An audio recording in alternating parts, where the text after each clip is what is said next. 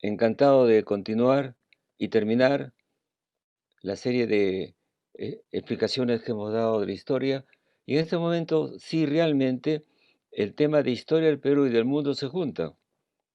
¿Acaso no es cierto que la pandemia hace que de pronto, de una malvada democracia que nos pone a todos juntos frente al coronavirus, ¿no es cierto? Y además otros fenómenos más grandes, más importantes, porque la pandemia tarde o temprano desaparecerá o será vencido. Vamos a ciertos conceptos porque vamos a hablar y vivir del siglo XXI, del tiempo en que estamos. Estamos en una nueva era.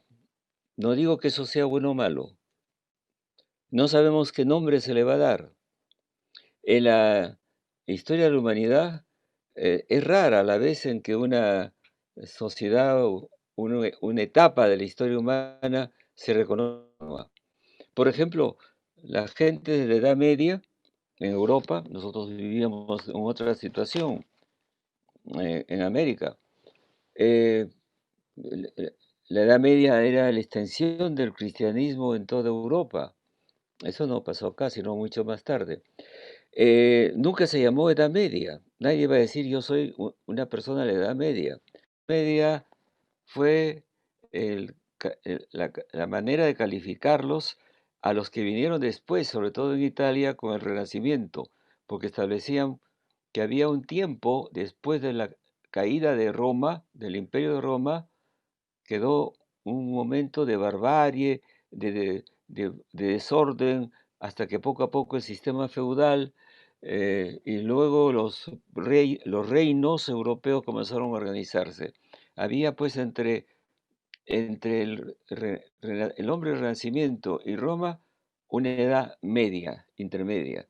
Como decimos también la secundaria, la media, ¿no? Porque está entre la primaria y los estudios superiores. ¿Cómo nos van a llamar? Sabe Dios cómo. Pero con lo menos podemos creer que probablemente nos dirán que pensamos en la mundialización y quizás se rían porque de repente no nos van a llamar así. Pero por el momento me temo que puedan volver imperios por la superioridad técnica de unas regiones del mundo sobre las otras y el deseo de dominación que siempre ha existido en la especie humana. En fin, vayamos a lo real. ¿Qué cosa es la mundialización? La mundialización es un concepto que aparece, y es muy importante preguntarse cuándo aparece, al final del siglo XX, y con un giro de la economía que comenzó en Inglaterra y en Estados Unidos, con la señora Thatcher, liberal, y por supuesto un presidente norteamericano, Reagan. Reagan fue un genio político, ¿ah? Él era un artista del cine y logró algo importante para quebrar la competencia con la Unión Soviética. Aceleró el gasto de armas para los norteamericanos, que era muy poco para ellos, un 5 o 10% del gasto en la suerte de guerra fría, quién tenía las mejores armas, etcétera, y los soviéticos trataron de igualarlos, los igualaron, pero se les iba el 40% de sus recursos. Conclusión, la población rusa, soviética y los dominados estaban descontentos y se hundió el sistema. Entonces apretó como un chofer el acelerador y lo dejó al otro gastando gasolina. Y cambió. ¿En qué cambió? Lo esencial de la nueva economía liberal es que desaparecen dos cosas. El Estado es achicado, reducido a muy pocas actividades, esencialmente la empresa. Y en segundo lugar, se comienzan a deshacerse las relaciones sociales de los sectores eh, medios y populares. Normalmente se había conseguido durante todo el siglo XX un una distribución del ingreso de la economía, estoy hablando de la economía industrial y capitalista avanzada, a través de los sindicatos que discutían con las empresas y que había progresado enormemente las sociedades pues, de esa manera. Ya no había casi pobres y la distancia entre una persona con un ingreso y un millonario, dueño de una empresa, era de 1 a 13 en Europa. Esos son cálculos hechos por Piketty, que deberían leer el libro de Piketty porque es muy importante, con estadísticas. Hoy día, cuando vino el neoliberalismo, que en realidad es el neocapitalismo y el neoconservadorismo, como por lo que me voy a explicar, pero que es dominante. ¿Por qué digo por qué es dominante? Porque ahí más tarde diré que no tenemos más remedio que estar dentro de esa economía mundial. ¿Acaso no es así nuestras exportaciones? Pero pasan cosas, pasan cosas que voy a ilustrarla con ejemplos muy simples. Esta situación de la mundialización em, pasa a ser un concepto de ese orden importante y eh, aparece entonces una actitud distinta a lo que era el pobre. El pobre era para los movimientos socialistas, para el comunismo, para Marx, incluso para la burguesía, aquellas personas que no habían podido formarse bien, etcétera, etcétera, ¿no? Pues ya no es así, ya lo cambiaron. El pobre en esas sociedades es la persona incapaz de sumarse a la economía eh, liberal, tener una empresa, tener una tienda, algo, y entonces es un flojo, es una persona que queda fuera. Entonces, ¿qué ha pasado? Ya no son importantes las clases sociales, son importantes los individuos. Cuando usted va a un lugar, le hacen un contrato. El contrato es personal, pero ¿qué de malo tiene eso? Tiene en primer lugar, el individuo viene a ser el personaje fundamental de este tiempo, del tiempo de la mundialización. Y eso significa también algunos defectos muy grandes.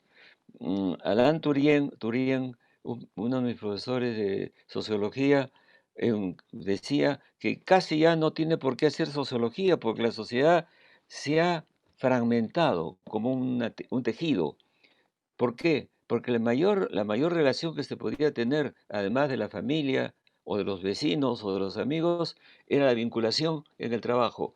Si no hay sindicato, entonces, ¿cuál es la fuerza de la sociedad en las clases? El individuo como personaje principal, con todo lo que eso significa, la necesidad de formarse, de tener fuerza para competir con los demás, pero también con un elemento de distanciación y de deshumanización.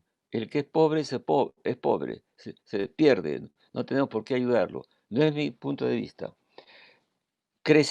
Había pasado en el siglo XX algo importante. Por temor al comunismo, al rival, las economías de Europa, no de Estados Unidos, habían conseguido un sistema en el cual la distribución de la riqueza no era, pues, digamos, igual a todos, pero sí era suficiente para que las clases medias progresaran y tuvieran las grandes satisfacciones de una casa propia, de mandar a los hijos a las mejores universidades, que por lo general son gratis, y comprarse los automóviles que quisieran. En otras palabras, se disminuía la distancia entre la clase alta dominante y las clases medias, de 1 a 13. Cuando se dio ese giro del capitalismo nuevo, entonces pasó de 1 a 60, y ahora es imposible medirlo porque hay multimillonarios por todas partes del mundo y sin embargo aumenta el número de pobreza, incluyendo las clases medias de Europa, de Italia, de Francia, de Inglaterra. Inglaterra ya se salió porque lo sabemos, porque cada vez más hay unas brechas sociales. La mundialización produjo algo que no se le puede negar, una una enorme capacidad para la producción de la riqueza global, el Producto Interno Bruto. pero a su vez una gran distancia de las clases medias y las clases populares. Los asalariados ganan inmensamente menos que los pequeños empresarios. Entonces, tenemos, por eso ocurren estallidos, como en Chile, ¿no? En que no hay pobreza en Chile, 6%, sin embargo salieron a la calle las clases medias. Bien, la mundialización no es un concepto correcto. Lo usan, pero lo que querían decir con eso los norteamericanos era otro concepto, la globalización. ¿Cuándo vino la globalización? Después que ya no hubo el rival del capitalismo, que era el sistema soviético, que se hundió. Entonces, en vez de progresar en el sentido humano, al revés, volvió a ser un capitalismo despiadado, de competencias entre empresas y empresas, naciones y naciones, y el ejemplo de eso, que no tiene límite, es Trump, uno de esos hombres de negocio que se porta como se porta porque para él no es suficiente ser millonario. Entonces entramos a un mundo muy inhumano. Más bien, en unos norteamericanos dijeron globalización. ¿Qué pasa, por ejemplo, si un banco de Nueva York, ¿m? De Wall Street, tiene agendas en otros lugares del mundo, en China, en África, en Europa, en América Latina? Entonces es globalizado. Se globalizaron las grandes empresas. La mundialización comenzó muy atrás, en el sentido ancho, ya no económico, histórico, cultural. ¿Había catolicismo en el mundo inca y mexicano? No. Después de la conquista, sí. ¿Conocían los europeos China? Sí.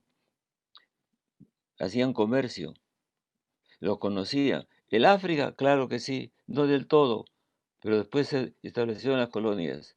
Y la existencia de China, por supuesto, pero no conocían este continente.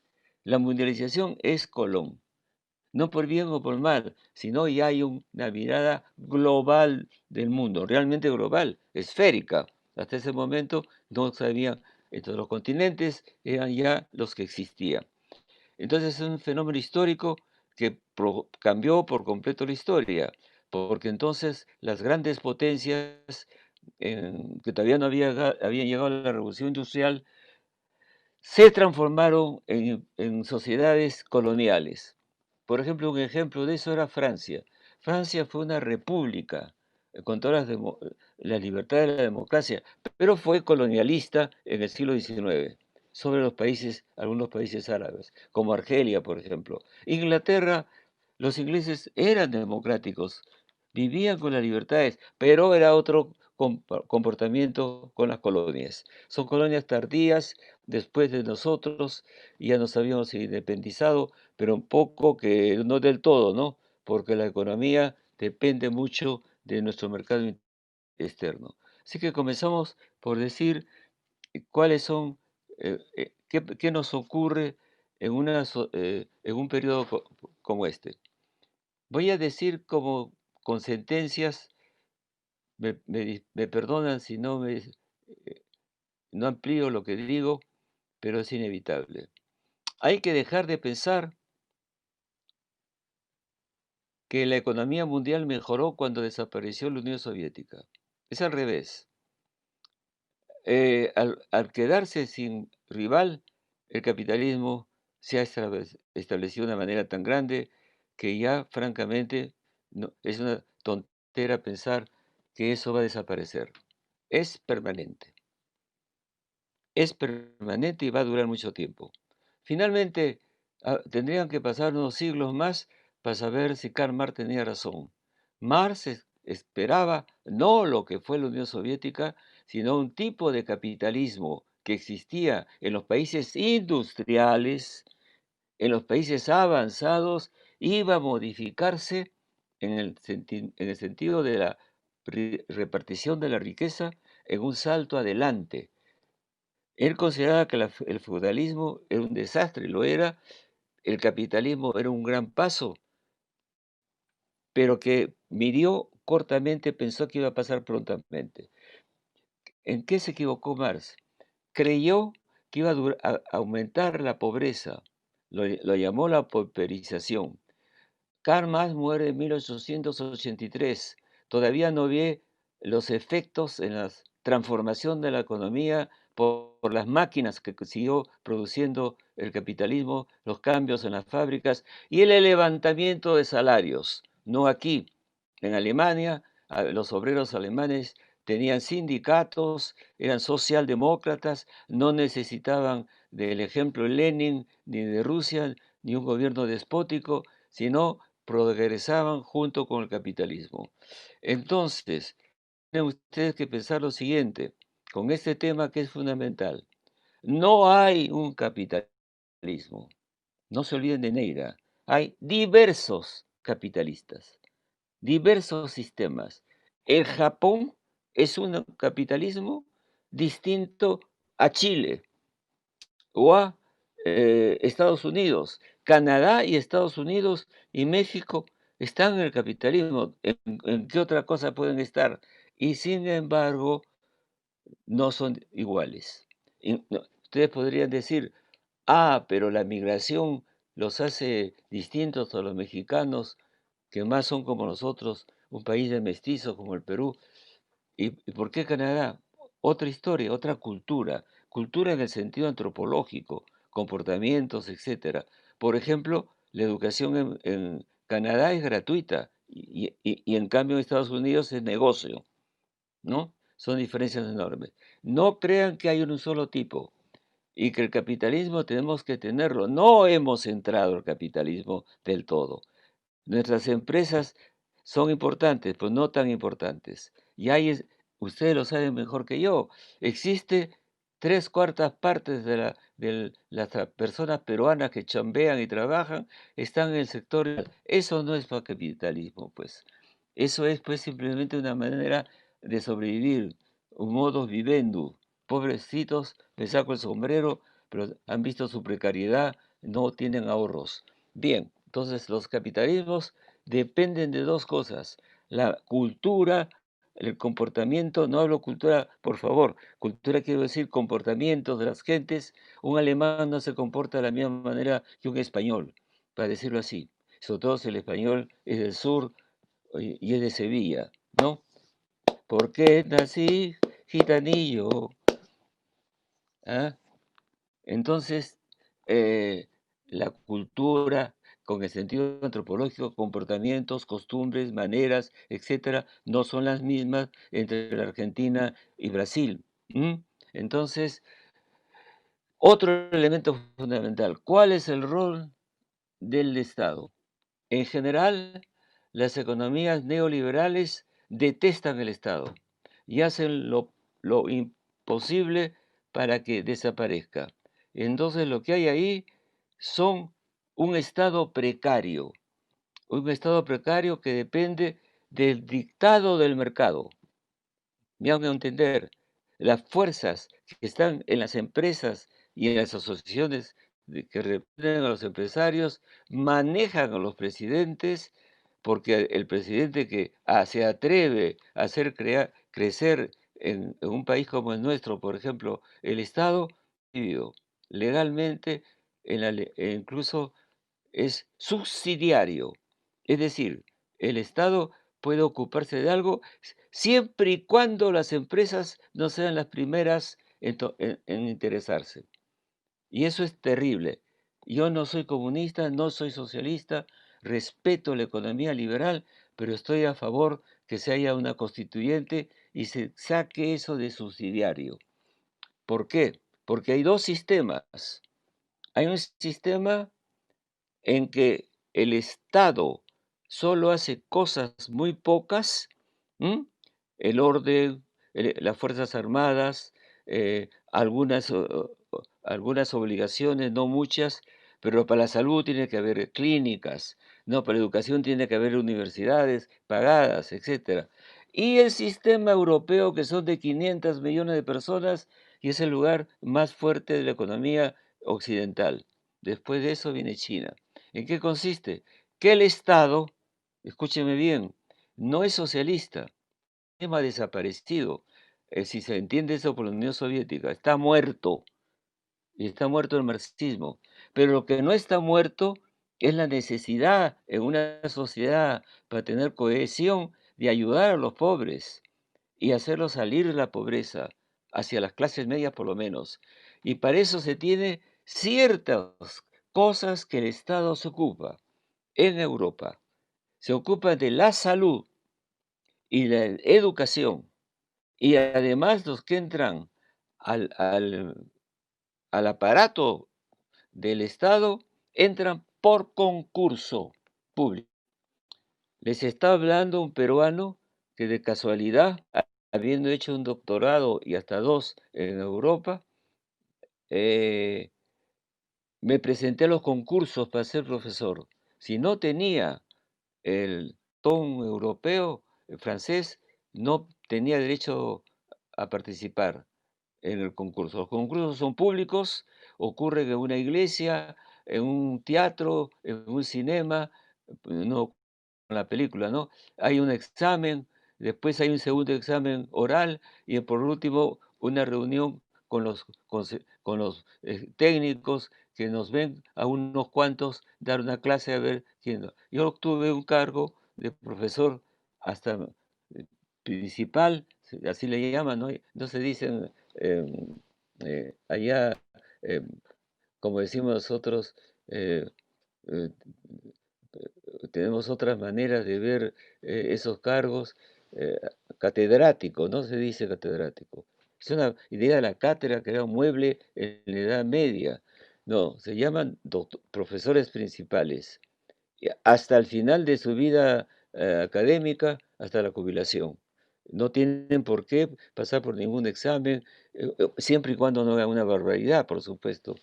¿No? El violo de una alumna o un acto de corrupción, ¿no? Inmediatamente los botan y los ponen en la cárcel, ¿ah? Tuve que explicarle a muchos chilenos que llegaban que no se metieran con esas cosas, con esos comportamientos, porque no entran en vainas. Europa es muy dura consigo mismo.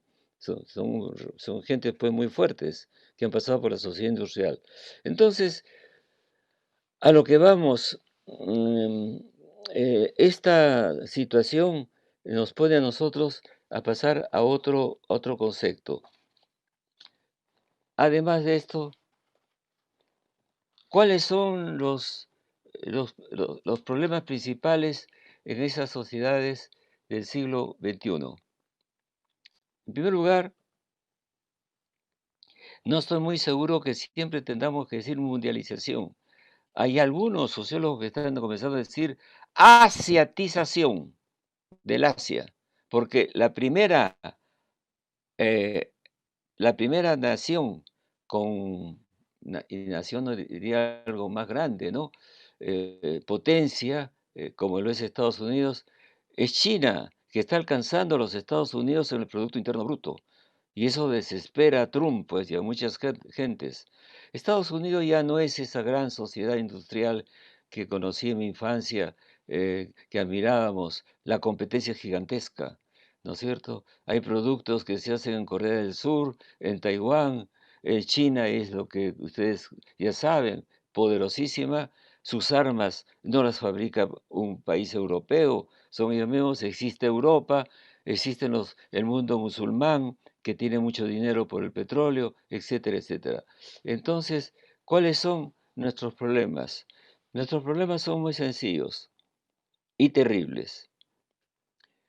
Cuando ella de la Torre hablaba del imperialismo, estaba hablando de la influencia doble de los Estados Unidos en la economía y la política de América del Sur.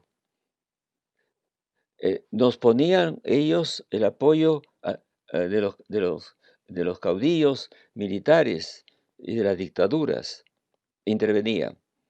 No bajaron de Panamá para llevar tropas, pero hubo 60 intervenciones durante el siglo XX militares de los Estados Unidos, ¿no? Eh, Eso era un imperio, pero esa palabra y ese concepto es muy estrecho el día de hoy. Escuchen bien lo que les voy a decir. Por encima de los Estados Unidos, de Europa, de China, de las grandes potencias, hay una estructura económica que está formada por las empresas multinacionales. Un concepto realista que quiere decir que esas empresas están en diversos países, no pertenecen más necesariamente a una nación o a una patria, no, son un poder por encima de ellas. Algunas, hay muchas norteamericanas, pero hay de todo tipo, ¿ah? Y entonces esas multinacionales son las que dominan todo, porque dominan los medios de comunicación, Internet, dominan en el Perú, ¿cierto? Los periódicos están comprados a quién, ¿no? Al Estado por un momento y a las fuerzas económicas que son las que sin necesidad de una derecha, porque no es necesario de derecha, el dinero es poderoso, ¿no? En las empresas, pero entonces, ¿qué ocurre? Que tenemos una mentalidad que viene del mundo anglosajón. No tienen por qué saberlo, pero les digo que es provinciano, pero hay una rivalidad interminable entre lo que son los ingleses, escoceses, irlandeses con Europa. Al punto que, por ejemplo, en Estados Unidos, por supuesto, por el lado anglosajón, tienen una filosofía en inglés y la de Europa le llaman, ¿no? Continental. Bueno, los mejores filósofos son alemanes, franceses, italianos, pero ellos dicen la filosofía continental. Si fuera solamente la filosofía, qué diablos, ¿no? Pero no, lo que ocurre es otro elemento. Lo que ocurre es que hay, en ese caso, una mentalidad de conflicto y de enfrentamiento, ¿no? Por eso que China es un caso aparte. Ya dije China, voy a decir brevemente, he estudiado China en un libro mío, Civilizaciones Comparadas, la China antigua y la China actual. China tiene una diferencia a otras colonias que vivieron. No fue colonia, siempre los dominaron, consiguieron entrar en el poder, pero siempre tuvieron sus emperatrices, la última en 1910, y emperadores, y Mao hizo una guerra a partir de los campesinos con las ideas de Marx, pero no para obreros, que había muy poco, se independizó y después de él vinieron las élites que se formaron. Y entonces no ha tenido una interrupción. Además, así como existe el protestantismo y el catolicismo, tiene una corriente ética, que es el confucianismo. Y los chinos son muy formales, ¿no? Sin esperar premios en el otro mundo, ellos además piensan, es muy divertido, tienen 5 cielos, pero esos 5 cielos, cabe que podemos entrar ahí, no es permanente. En algún momento pasan a otra cosa.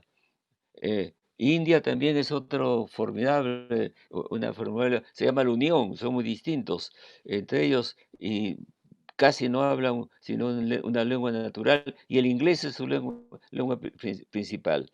Pues sí, en esas sociedades no les ha pasado a lo que les pasó a los incas y los aztecas.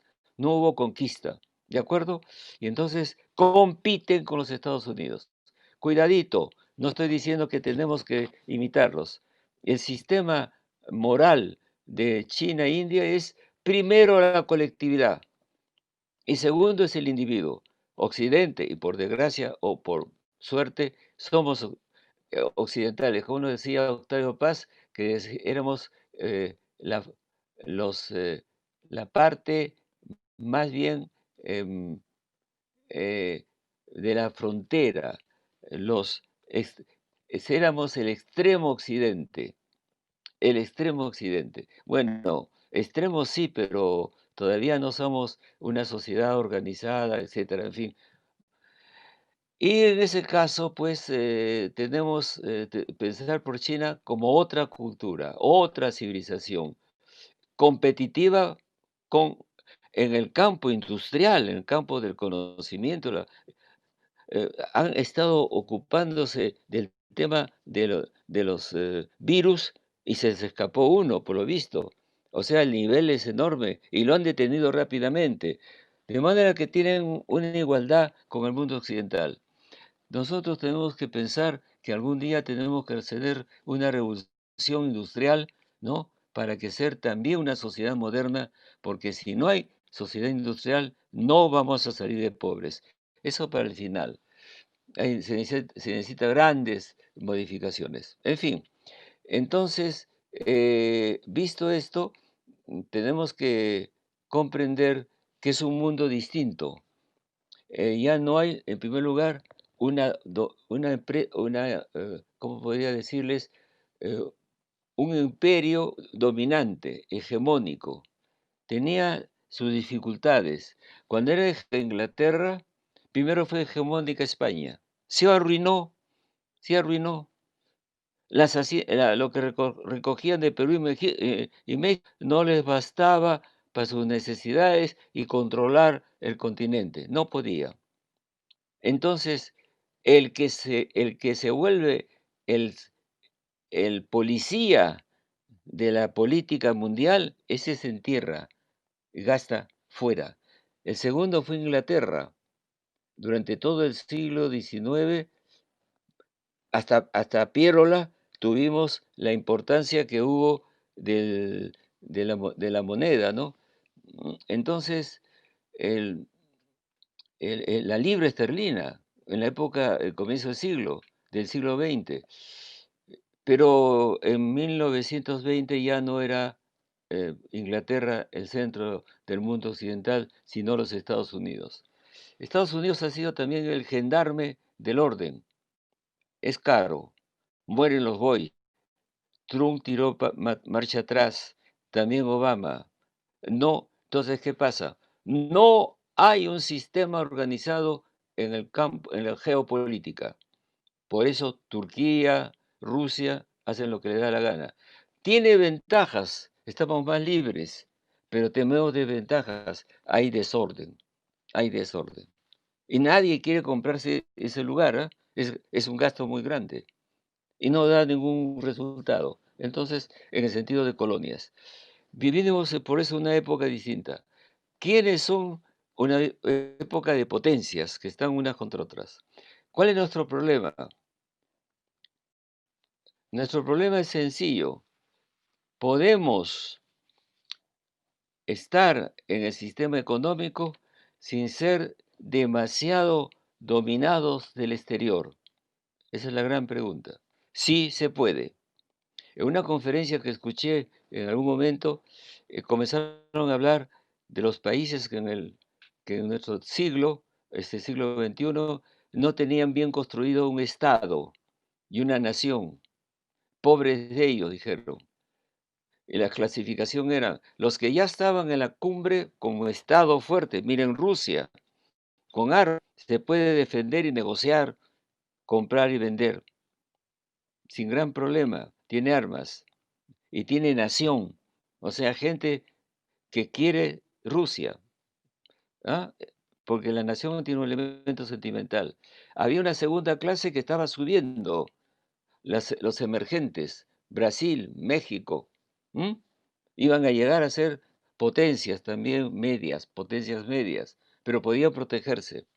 Y luego la lista de los países africanos y latinoamericanos. Yo pienso que esto del bicentenario, sí, hay que festejarlo, porque salimos de un imperio, porque hemos hecho algo durante 2 siglos, por lo menos no hemos caído en otro imperio, pero no hemos hecho mucho. ¿Qué nos falta? Nos faltan tres cosas, y eso solamente lo digo yo con la libertad que tengo porque no me van a echar de una universidad por lo que estoy diciendo, ni tampoco hay universidades ideológicas. Hay que estar en lo correcto. No estoy en lo correcto. Soy un científico social, eh, he sido profesor en Francia. Cuando me jubilé, hicieron un homenaje a mi persona, un libro de mis colegas. Estoy bien formado y soy libre, menos mal. Y lo que fue mejor para mí, perdón por decir eso, eh, tenía la posibilidad de ir a Estados Unidos a hacer mis estudios superiores, pero resultó que me invitaron a Francia, hubiera sido igual a Alemania o Inglaterra. Más Hernández se formó en Inglaterra. Tiene la ventaja que allá se hace la multidisciplina.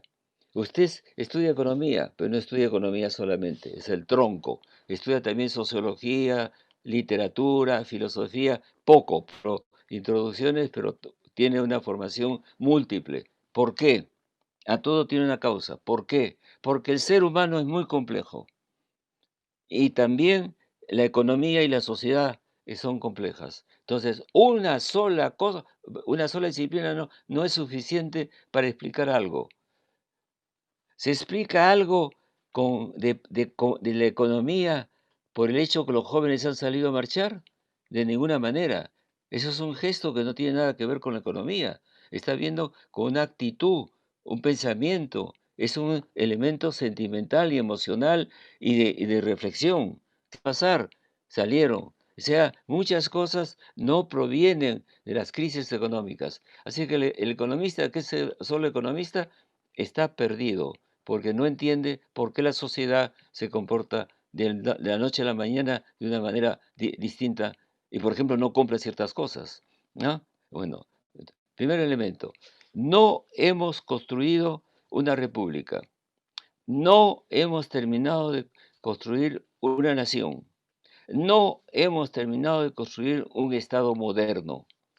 Entonces, las cosas que son importantes en este caso son tres. ¿Con qué cara digo que no somos una república? Una república es res pública, la ley para todos. ¿La ley es para todos? Pregunte a un campesino de los Andes, ¿qué le va a decir? Lo que le ha dicho algún antropólogo, y yo leo los antropólogos. ¿Tú te crees igual que todos? Dice, no. El campesino dice, no. ¿Por qué? Cuando voy a la comisaría a Cusco, no me tratan igual que los blancos. Hoy. Entonces, esa persona sabe que no está tratado de la misma manera, ¿no es cierto? No somos una red pública. Incluso hay separaciones gigantescas que se han hecho a propósito, tratando que la educación secundaria no tenga los cursos de humanidades para que los jóvenes que van del pueblo a esos colegios ya no sepan razonar. Esos cursos de humanidades no desaparecen en ningún sitio. En Alemania se forman ingenieros, se forman científicos, pero tienen cursos de humanidades. ¿Por qué? Se forma el alma de las personas, se forma la conciencia nacional, conoce la historia universal. Entonces, ¿qué es eso de quitarle las humanidades a los jóvenes de los 90 para esta fecha? Entonces, hay 40 años que un joven jamás escuchó un poema de César Vallejo en un colegio. Jamás ha tenido una formación de orden literario.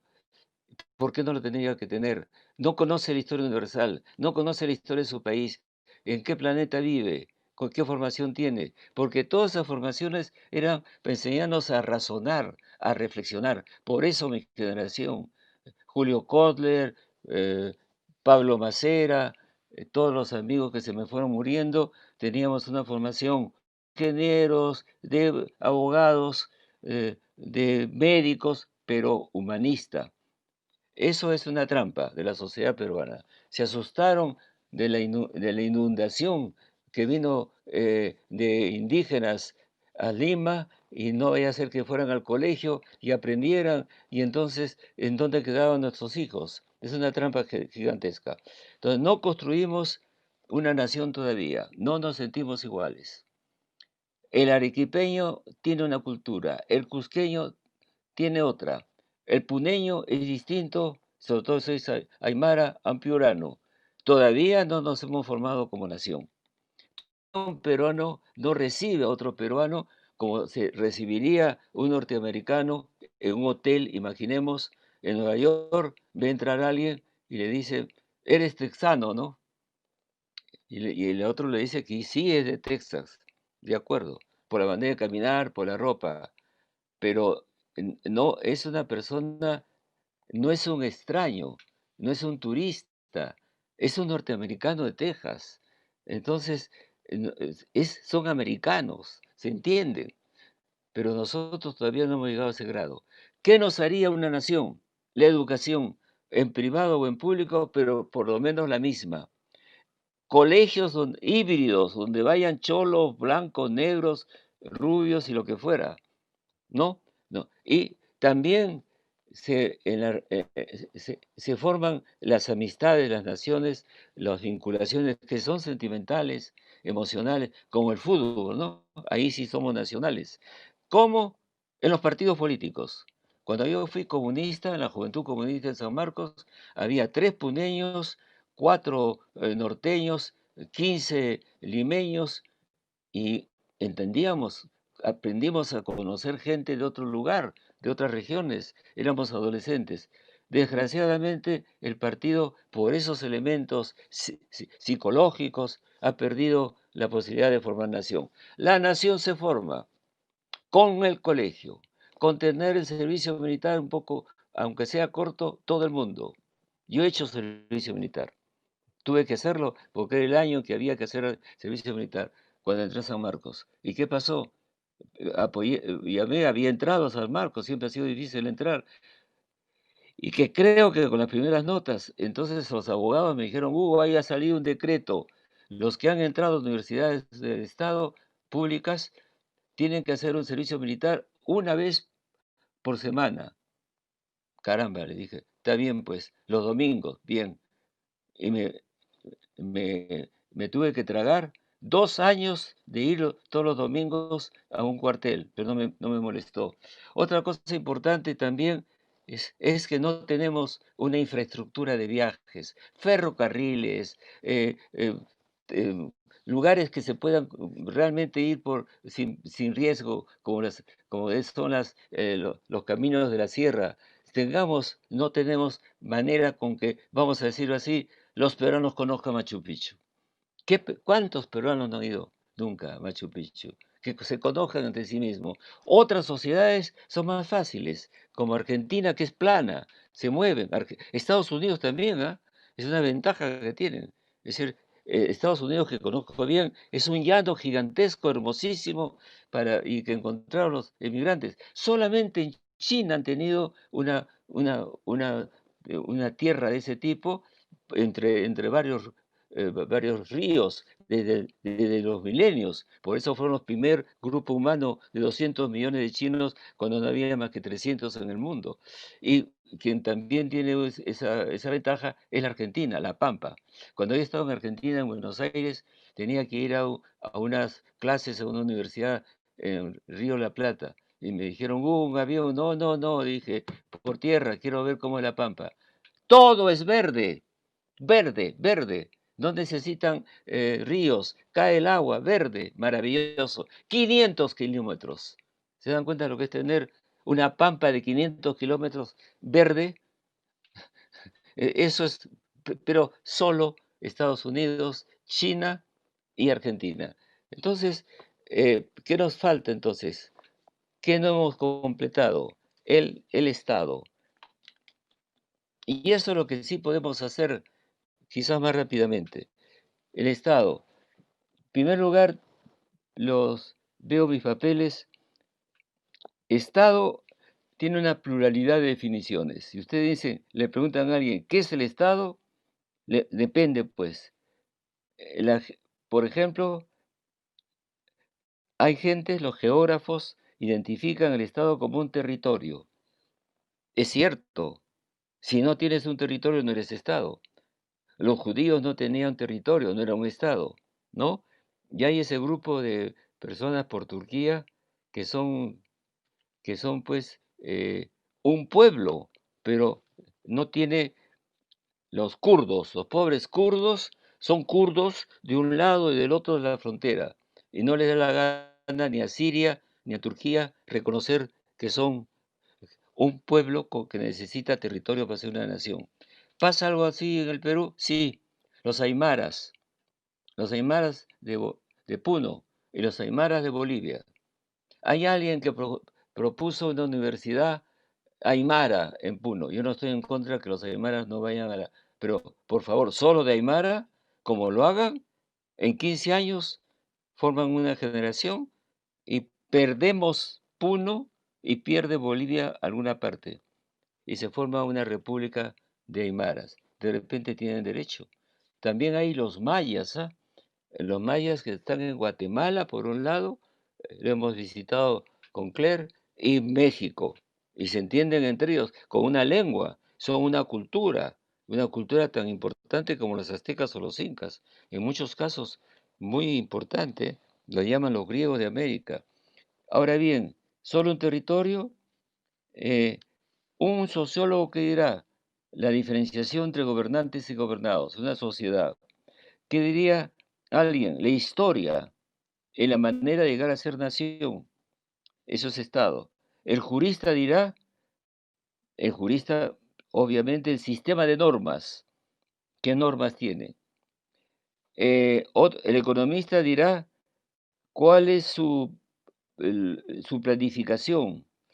Y alguien dirá que el poeta dirá que el Estado es el más frío de los monstruos fríos. El poeta en este caso es Nietzsche, porque si hay algo frío, distante lo humanitario, puede ser el Estado. Pero hay un poeta alemán, Hölderlin, que dice, es el jardín donde crecen las flores y los frutos de la humanidad. Cuando se refiere a flores y frutos, es el arte, la cultura, la religión, etcétera, etcétera. Pero vamos a ver, para, para que piensen que ese Estado, eh, esta breve explicación. Si no entendemos la idea de Estado, no podemos entender la idea de sociedad y la idea de ciudadano. Primer elemento, dejemos de lado el gran debate que tiene su razón, pero que no estamos en una conversación de especialistas sobre qué diferencia hay entre el Estado chino, el Estado romano o los faraones, estados han habido, y los incas. Estoy hablando del Estado moderno, solamente el Estado moderno. Entonces, es un fenómeno universal, ¿no? Universal. Y la pregunta es, ¿cuándo apareció el fenómeno del, del Estado moderno? En la modernidad, el momento que apareció la modernidad. ¿Cuándo fue eso? Después del Renacimiento, después de la Reforma Protestante, un tipo particular de cuerpo, de gente, que usaban el mismo tipo político y el mismo proceso de desarrollo histórico. Entonces, ¿de dónde viene la palabra? Siempre cuando busquen la definición de un concepto, que generalmente lo tomamos de un lado al otro, nos prestamos, que saben que la palabra revolución vino de la astronomía, después lo buscaron los políticos y los históricos, ¿no? Por un caso de accidente, de desorden que aparecía de repente. Entonces, busquen la etimología. Entonces la etimología, según Mager, que es un alemán, decía que viene de una palabra status. No hay que llamarse la atención, porque la mayoría de nuestras lenguas vienen del latín. Status, S-T-A-Tus, quiere decir qué poder, qué lugar, qué oficio, qué condición tenía un conde, un marqués. Entonces tenía dignidad de príncipe, ¿no? El status regalis se llamaba, el regalo del rey al conde, al marqués. O sea, una manera de vivir, un modus vivendi. Entonces, alguien tiene estatus, este conde tiene estatus y este no tiene. Entonces, viene de esta formación de que el que está en el Estado está en un privilegio, aunque como están poniéndose las cosas en el Perú, va a ser difícil conseguir un presidente, ¿eh? Van a tener que llevarlo a la fuerza. Bueno, ¿pero es suficiente? Ya encontramos un cuerpo de gente que hablan la misma lengua, tienen las mismas costumbres, ¿no es cierto? ¿Es suficiente? No, no es suficiente. Se necesita de otro concepto importante. Apúntenlo. No son más que dos. El estatus, la situación, alguien que tiene un buen estatus, se escribe en castellano también, STA. Bueno, entonces la palabra es soberanía, soberanía. Entonces, a mi manera, explico qué es soberanía, quién lo formó. Bodín, se escribe Bodán, se dice en francés Bodán, Bodino. ¿Y qué era Bodino? Era simplemente un magistrado público, un, un un jurista que inventa en el siglo XVI este concepto, en el momento que había el conflicto entre reyes eh, protestantes y reyes católicos, en la manera como se vinculaban la nobleza de un país con otra, o los conflictos que había, ¿qué cosa tenía que tener el Estado? Soberanía. ¿Y qué cosa quiere decir es ser soberano? Soberano quiere decir tener un poder autónomo. ¿Y qué cosa es un poder autónomo? En esa época habían potencias exteriores, con todo respeto a los católicos, a todos ustedes, pero estoy hablando de la iglesia del siglo XV o XVI, ¿ah? Intervenía en las monarquías, etcétera. No es la iglesia que conocemos, ¿ah? Menos todavía después de Vaticano II, pero intervenía. Entonces, si el príncipe de un principado, antes de tomar una decisión importante, por ejemplo, un acuerdo de paz de un país con España o con Inglaterra, o una guerra, uno de ellos, antes de dar el paso, por diversas razones, consultaba al Papa o consultaba al emperador, a Carlos V. ¿De acuerdo? En el momento que se consulta, ya no hay soberanía. El día que un presidente del Perú levante el teléfono y llame al Fondo Monetario Internacional, si va a ser verdad, ya no hay soberanía. ¿Me hago entender? Con error o con éxito, el príncipe tiene un pacto con sus, eh, no, ya no había todavía ciudadanos, súbditos, en la cual él era responsable del gesto que tenía. Salía bien, salía mal, pero no tenía por qué ir entonces a consultar fuera de él. ¿Qué significa esto tan importante? Ya aparecía la ligazón, el nexo entre el pueblo y el príncipe, que después es entre el pueblo con el rey, el pueblo con el presidente, ¿no es cierto? Los lazos que se establecen en ese momento es entre soberanía y pueblo. Yo hago esto por mi pueblo, llego a un acuerdo con Inglaterra porque si no nos van a atacar, pero creo que no nos van a dominar porque le hemos pedido esto para defender al pueblo. O al revés, corremos el riesgo de estar solos, pero preferible es eso. Entonces, la soberanía es ese elemento moderno del cuerpo político. Les cuento, no ocurre en las universidades del Perú, pero en los momentos que hay un examen, una tesis en Francia, cuando terminamos de examinar a un alumno, a un tesar, le llamamos a una persona que presenta su tesis, firmamos un acta y decimos, nosotros fulano de tal y fulano, profesores en este juzgado, soberana- soberanamente ponemos 18 a esta tesis y tal, soberano. O sea, ni el rector ni el ministro de Educación nos iba a decir mal o bien, soberanos de tomar nuestras acciones moralmente, como diría yo, con el fundamental, con la responsabilidad del gesto. Entonces, ese elemento fundamental es lo que afianza los primeros reinos y luego lo que son las repúblicas. Entonces, las repúblicas son la continuación de esta libertad y riesgo que tiene cada país. Entonces, tienen ustedes que comprender que el Estado no es libre, sino es autónomo. ¿Por qué Polonia? ¿Por qué Hungría? ¿Por qué los países que estaban dominados por la Unión Soviética hoy día son países soberanos? Me hago entender. Y es tan soberano que un empresario puede decir, soberanamente no me da la gana de hacer tal cosa.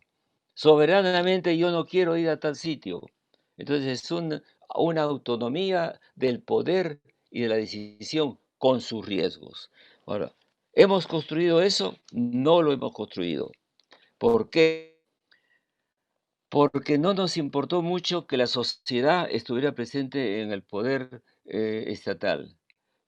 El siglo XIX, y ya voy terminando, fue un desastre porque la independencia fue en la independencia, qué bien, pero solo para los criollos quedó la capa social de los que habían nacido en el Perú, pero era un sector muy pequeño, la mayoría de la población, hay que ponerse en el caso de los que se llamaban presidentes, eran analfabetos, campesinos, todavía Lima una ciudad de 60.000 habitantes, y tuvieron un sistema político que no voy a detenerme, pero está muy bien estudiado por Arjovín, y lo pueden ver, el profesor Arjovín de la Universidad de San Marcos, cómo era el sistema para las elecciones, las famosas elecciones en el siglo XIX. Se iba a votar al lado de la iglesia, en una capilla, y votaban y eran elegidos solo los notables en cada sitio. O sea, cada pueblo tenía una cantidad de notables. Los que no eran notables no tenían derecho ni al voto ni a la elección. De tal manera que yo me río cuando la señora McKeown tiene una admiración muy grande con Pardo, el presidente más moderno, más interesante que hubo antes de la guerra con Chile, pues recibió. ¿Qué creen? ¿Qué cantidad de votos de todas las provincias y ciudades del Perú? 1860. Pues de 4.000 votos, 3.000. Presidente por 4.000 votos. ¿Cuándo llegó entonces la ciudadanía? 1931. Primera vez de elecciones universales y secretas. Pareció mucho. 300.000. Eran ya 6 millones de peruanos y había mucha más gente, pero había analfabetos. Y entonces no hay ciudadano si no hay república. Y si no hay república, no hay ciudadano. ¿Qué puede hacer la república? Hacer que el Estado forme los ciudadanos. Y para eso está la educación pública. Forme ciudadanos. No es ir al colegio secundario solamente para aprender materias, introducciones de lo que va a ser después los verdaderos estudios, ¿no es cierto? Que son de lo que cada uno elige. Yo soy ingeniero, medicina, etcétera, etcétera. Voy a estudiar, ser empresario. Muy bien, pero se forma un poco en la secundaria, en la media. Bueno, pero también tienes que darle una formación primero de tal, enseñarle qué cosa es lógica, gramática, a saber escribir, saber razonar y también educación cívica. Las leyes que tenemos que tener y las normas, porque si no somos animales. Entonces, no hemos formado ciudadanos. La sociedad cojea por eso. Y, No hay, pues, entonces, la necesi no hay un Estado moderno. Habrá Estado moderno cuando se llame, se deje de que se evite esas maneras coloniales que todavía persisten, que están en los ministerios, aquellas personas que los puso un partido político. Esa es una clientela, eso no es serio.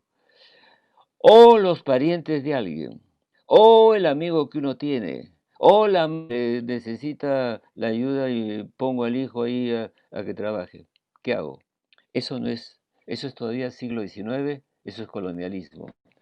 Los concursos son en todos los países del mundo la meritocracia que entra a los ministerios y tienen una carrera profesional como lo tienen en el Perú, en Torre Tagle, en los diplomáticos. Tengo un hermano que hizo los estudios, hizo la carrera, eh, y luego se retiró, es jubilado, llegó a ser embajador.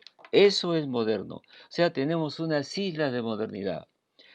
Nos queda, pues, tener un Estado eh, social, no socialista.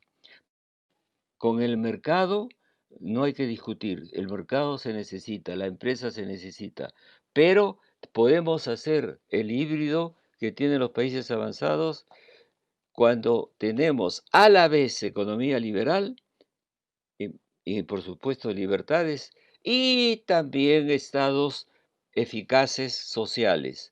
¿Cómo se puede conseguir estado eficaz? Cuando la gente pague mejor sus impuestos y haya más gente empleada formalmente.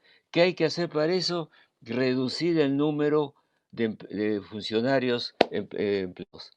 Ahora, entonces, eso es fundamental. Salir de la informalidad de a poco, tener puestos más estables, pagar impuestos y entonces tendríamos una educación para el ciudadano para que sea sobre la soberanía del pueblo se puede expresar. Tenemos que construir Estado, tenemos que construir república unida emocionalmente y tenemos que entrar y esto es otro enorme problema, pero ya no lo puedo decir, a la revolución industrial. No podemos seguir siendo un país que solamente exporte cosas. Por eso les dejo estas ideas en la cabeza. Me da una gran pena que no debo seguir, pero es para largo. ¿Quién sabe? Lo vuelvo a hacer. ¿Quién sabe? En todo caso, miren que no nada está perdido, como nada está dicho, como dice un programa de televisión. Estamos por construir en el tercer siglo lo que nos está faltando. Y hay que saber qué nos falta. Nos falta que el ciudadano esté educado. Nos falta que el ciudadano no necesite acudir a una coima para tener un buen salario. Y por eso, y que las élites deben dar ejemplo, ¿no? Ejemplo. Hay jóvenes que irán por las calles diciendo que hay que fusilar a los ladrones. Bueno, la verdad es, mi opinión es contraria. Es decir, no digo que no debe haber un castigo, pero ¿por qué? ¿Por qué no se preguntan por qué la pena de muerte ha desaparecido casi en todo el mundo? Porque hay errores en cualquier sistema jurídico. No faltan errores. Ya no digo coimas, ¿ah? Errores. Alguien le enredó a una persona, lo hace pasar como un criminal, hay un error.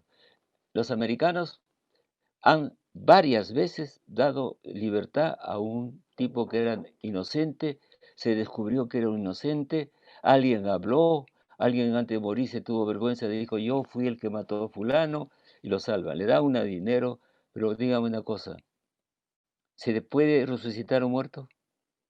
Somos humanos, hasta los jueces se pueden equivocar. Pena capital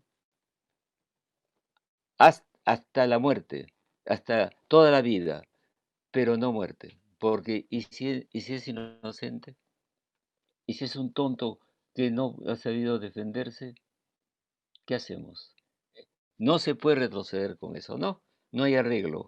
Todavía no podemos resucitar muertos, o los muertos no quieren resucitar porque están en otras cosas. Mis amigos, buena suerte, amen este país, pero sean críticos, duden, no crean en todo lo que se dice, lean libros, no pierdan la capacidad de la nueva forma de trabajar. Sí, señor, las dos cosas son necesarias, ¿no? La inteligencia electrónica, pero el verdadero saber está en los libros, pesados, difíciles. Ahí están. ¿Por qué un jurista tiene sus libros? ¿Por qué un médico no tiene ahí sus bibliotecas ahí para preguntar qué tipo de enfermedad tienes? ¿Por qué? Porque no cabe el conocimiento humano en la cabeza humana. Tenemos que ponerlo en el papel. Amen los libros, amen el conocimiento y sigan estudiando todo el tiempo. ¿Por qué? Porque van cambiando las ciencias y las sociedades también, y el mundo también. Tienen que seguir el camino. No es cuestión de que entramos a la universidad un rato y salimos. No, no, no, no. Tenemos que seguir todo el tiempo viendo qué pasa. No hay médicos que después que han salido, han ido, tengo varios amigos médicos, que se van a un congreso de médicos porque hay nuevas maneras, nuevos trabajos, nuevas medicinas.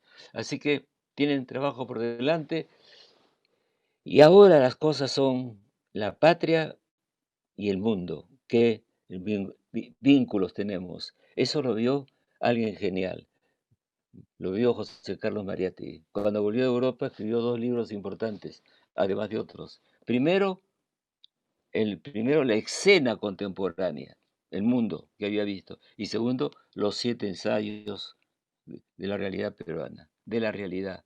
Están vinculados, las dos cosas. Tenemos que tener un ojo para lo local y otro ojo para lo que pasa en el mundo externo. Fundamental. Todo el mundo tiene que hacer eso, en cualquier lugar del mundo. Ver qué pasa y ocurre acá. Y por supuesto, apenas ocurre algo acá, lo sabe el mundo, hasta las caricaturas salen. Un abrazo sí, espiritual, no hay otro, y gracias por haberme seguido en este camino. Me place mucho decir, no voy, no tengo molino ninguna con agua, no llevo agua a ningún molino, no estoy eh, encerrado en las rejas de una ideología, me voy por donde me parece, donde creo que está la verdad y nada más. Muchas gracias.